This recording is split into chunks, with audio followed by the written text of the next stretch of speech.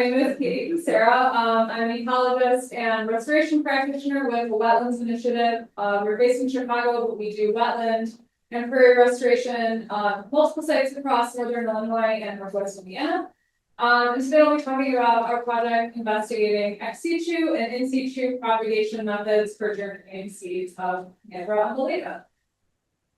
Quick overview of my presentation. I'll first provide some background information on why we wanted to investigate this question, and then present the methods for each of our experiments. And then I'd like to shift gears and talk about future research questions with this species, and also some related queries that we may be interested in native plants. So who is Comandra umbellata and what do we know? It is in the Santalaceae. Oh, just some of these faster toadflax. That's its common name. Or false toadflax. It is in the Santalaceae or the mistletoe family. It is a root hemiparasite, so it does attach to a host plant, but it also conducts photosynthesis, makes its own sugars. It is a generalist hemiparasite, so it doesn't need to specifically attach to a specific host. And it also spreads clonally in these large patches. Thanks, name was great for and yeah, so it's sort of a that. It's also a habitat generalist. It grows across a range of soil types and moisture levels. In Illinois, it's found in wet to dry prairies, dry mesic to mesic savannas, and sand prairies and savannas, including dunes. But it also has a really widespread range across the continental United States and southern Canada. I think the only two states it's not found in the United States are Louisiana and Florida. So it grows across a lot of habitats. It's highly desired for restoration, particularly in the Midwest. Becky Brock, who is a conservation scientist at the Chicago Botanic Garden, did this really great sociological study where she surveyed restoration practitioners, and one of the questions she asked them are what are species that you want to use in prairie restoration that you can't use, and Comandra umbellata was mentioned more than any other species. It was mentioned 19 times in her surveys, and it's also known to be the host plant for Comandra blister rust, which infects pines. And the only reason I bring that up is to say that there's sort of been some interest in this species, and there's some publications about its ecology and its physiology, and some dated studies about whether or not it germinates or how to germinate it. But there's really not any other published research on this species, at least regarding germination and how to use it for ecological restoration, other than some very anecdotal studies by restoration practitioners in northern Illinois. So we wanted to address this question and put more information out onto the internet and into academic publications, try to see if we could answer this. So getting into germination and seed dormancy in Comandra, it's known to have a type of dormancy called morphophysiological dormancy, which means that it has an underdeveloped embryo, and it also needs to go through a warm or cold stratification period. And so conditions need to be met to both help the embryo grow within the seed, but then it also needs to be stratified. And that adds some layers of complexity. We also know that it doesn't require the presence of a host plant to germinate that we know of. So getting to the heart of answering the question about germination, at least we don't need to worry about a host plant necessarily, but maybe it could help. And to really quickly take a step back and talk about seed dormancy, if you're not very familiar with the subject, first I'd recommend, I'll be referencing this book by Carol and Jerry Baskin over the next few slides. It is like the seed Bible. If you are tech savvy, you can find a PDF of this online. I recommend going there for all of your seed questions. It is a really valuable piece of literature. But to quickly give an overview of seed dormancy, there are 5 classes of seed dormancy: physiological, chemical, mechanical, morphological, morphophysiological, which also has 9 subclasses of dormancy, from non-deep to deep, simple to complex, morphophysiological dormancy. And those different classifications are sort of just describing the different seasons when embryo growth might take place in the seed, or when the seed might finally be able to germinate. And then the last 2 classes of seed dormancy are physical and combination. So again, Comandra umbellata has this complex morphophysiological dormancy, but we don't know how to germinate it, so that's kind of a guess. So here's what we did for our ex situ experiment. We applied 7 different seed pre-treatments. We had a control abrasion with 150 grit sandpaper. We applied boiling water for a minute. We soaked the seeds in 3 molar sulfuric acid. And then we applied 3 different concentrations of gibberellic acid, which is a plant hormone that is known to stimulate germination. We also tested 2 different sowing depths. We surface sowed the seeds. We also planted them at 5 centimeters.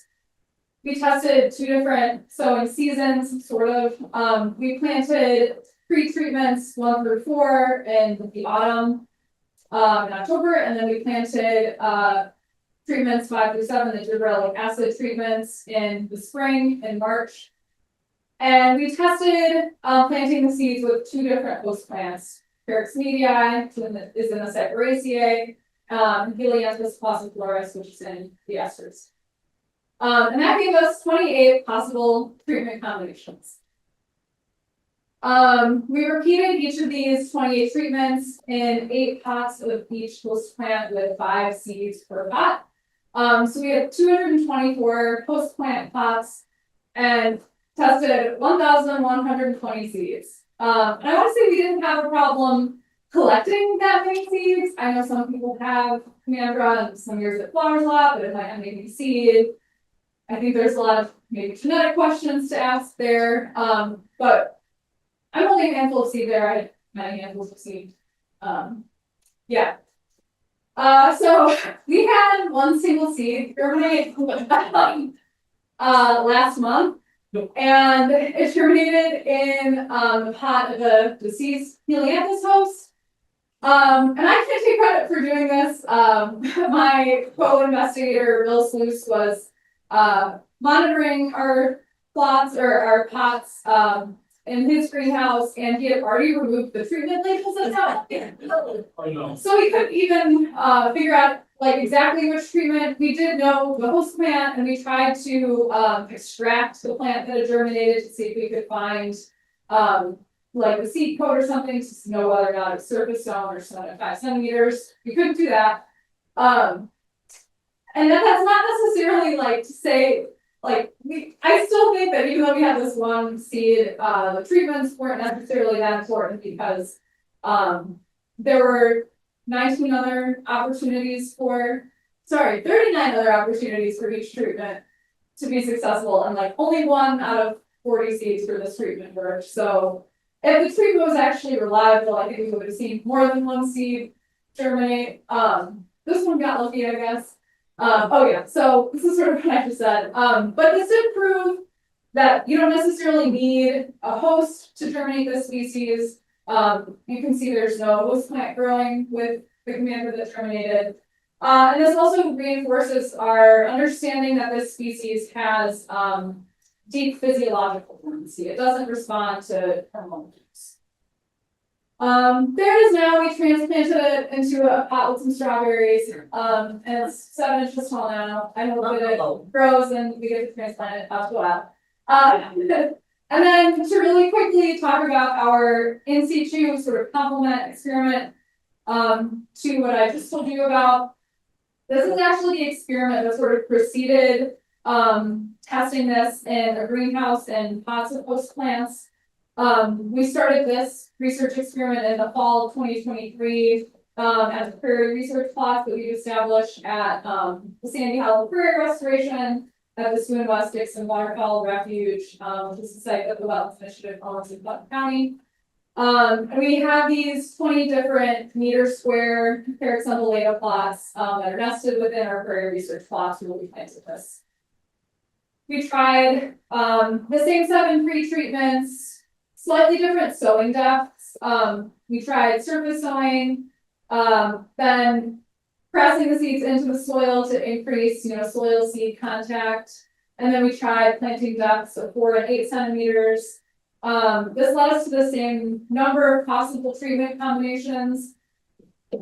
We're still, that's how we planted them. We had this like meter square that was, I don't want to get too into the methods here because it's going to take too much time. We had a meter square and we were carefully planting like 1 seed in each square of the meter square plot. And there's our bags with different treated seeds. This is how we planted or tried to make sure we were planting the seeds at the depth that we were aiming for. We had a soil knife that actually had this like perfect notch for holding the little Comandra droops in the notch as we put them in the soil, and then just like the friction of pulling the soil knife back up. Hopefully meant that the seed landed where it needed to. I was out monitoring these plots in May and I have not seen any Comandra, but I'd like to monitor for another year or two to see if anything happens. So to start concluding, I think I knew before attempting this experiment in some ways that these seed treatments, pre-treatments would not necessarily be effective for this species, but because there's no published or accessible research about that, we wanted to try it. I think that in the future, I feel like, we can still answer this question, but we need to shift our focus from these sort of easy answers of applied plant hormone or put it in cold stratification for 30 days. I think if we are more systematic about investigating temperature and duration of different cold stratification and warm stratification temperatures, we might see more success with germinating the species. And this is another table from the Bastian's seed textbook. This is from a table in the book that presents germination requirements for hemiparasitic plants that don't require a host to germinate. So they acknowledge that they think it has morphophysiological dormancy, that it needs some kind of cold stratification. The treatment duration is like not numeric, it's like the duration of a winter. But they do list the potential optimum germination temperature as 25, and this is degrees Celsius, which converts roughly to like 77 degrees Fahrenheit, which is pretty warm. It's on the warmer end of what a seed would require for germination. So I personally like to try warm stratifying Comandra at a higher temperature in the future. And here are some other native species that have challenging germination requirements that are not reliably available from native plant vendors. I'm involved in doing savanna restoration with the Wetlands Initiative right now, and I tried to reach out to some vendors to see if they had any Triosteum orientatum or Purpuleatum, the Tigris weed or first gentians. And the nursery that I spoke to said, no one's ever asked us about that before, and we don't know how to germinate it. And when you go on the Prairie Moon website, they just put like question mark. You can have the seeds, but we don't know how to germinate it. So we're like a native plant nursery that a lot of people look to for seeds and doing restoration. That's a new question for me. Why isn't this plant available? I'm willing to germinate it. So if you are also someone involved in restoration, or if you're a restoration practitioner and you're looking to introduce Comandra to a restoration site, I do still think that the most accessible way is just like get some seeds, grow them out, and wait for that one lucky seed to germinate. But I feel like there's still low cost ways that we could be investigating germinating. Yeah, I'd like to do that in the future. Thank you.